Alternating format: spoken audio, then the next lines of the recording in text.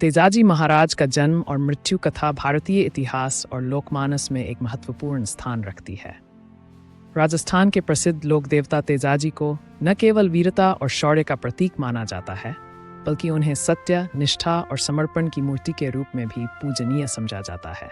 उनकी कहानी राजस्थान, मध्य प्रदेश, हरियाणा और गुजरात के ग्रामीण अंचलों में विशेष रूप से प्रचलित है।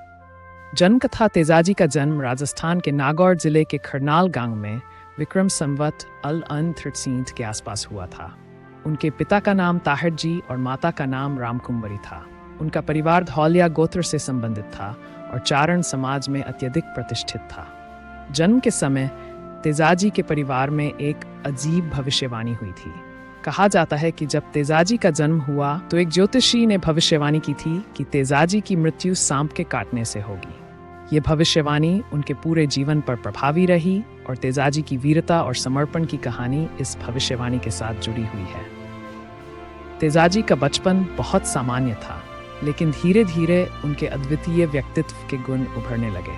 उनकी बहादुरी, न्यायप्रियता और लोगों की मदद करने की इच्छा उन्हें बाकी लोगों से अलग करती थी। उन्होंने हमेशा कमजोर और पीड़ित लोगों की सहायता की, चाहे वह कोई भी हो। विवाह और प्रतिजा तेजाजी का विवाह पनेर गांव के रायमल जी की पुत्री पेमल से हुआ था। ये विवाह राजस्थान की सामाजिक संरचना के तहत हुआ था और ये तेजाजी के जीवन का एक महत्वपूर्ण मोड़ साबित हुआ।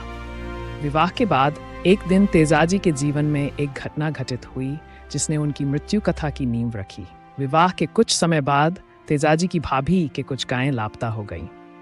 तेजाजी की भाभी ने उनसे कहा कि अगर वे सच्चे क्षत्रिय हैं तो वे उन गायों को खोज कर लाएंगे। यह बात तेजाजी के हृदय को छू गई और उन्होंने वचन दिया कि वे गायों को ढूंढकर वापस लाएंगे। गायों की खोज और सांप की प्रतिज्ञा तेजाजी ने अपनी प्रतिज्ञा को निभाने के लिए रात में ही निकलने का निर्णय लिया। जब वे गायों की खोज कर रहे थे तो रास्ते में उन्हें एक सांप मिला जो उनसे बदला लेना चाहता था, क्योंकि तेजाजी के पिता ने उसे मारा था।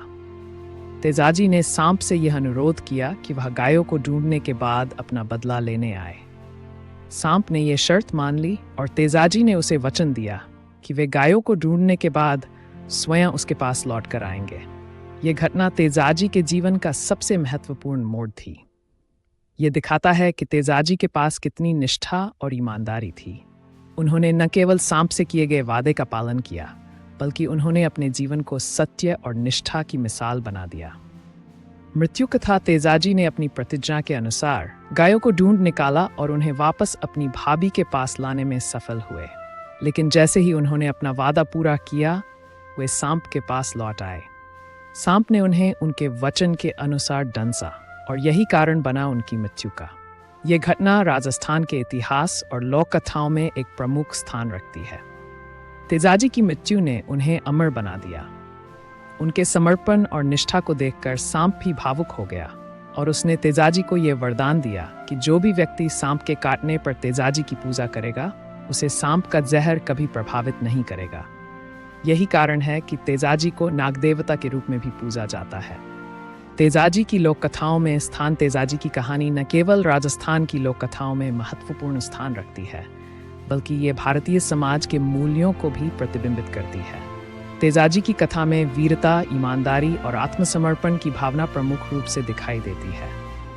उनके जीवन के विभिन्न पहलू, जैसे कि उनकी सत्यनिष्ठा, उनके साहस और उनके समाज के प्रति समर्पण, सभी के लिए प्रेरणा का स्रोत हैं। तेजाजी का व्यक्तित्व इतना व्यापक था कि उनकी वीरता और निष्ठा की कहानियां समय के साथ और अधिक विस्तृत होती गईं। उनके जीवन पर आधारित अनेक गीत, गाथाएं और लोकनाट्य प्रस्तुत किए जाते हैं।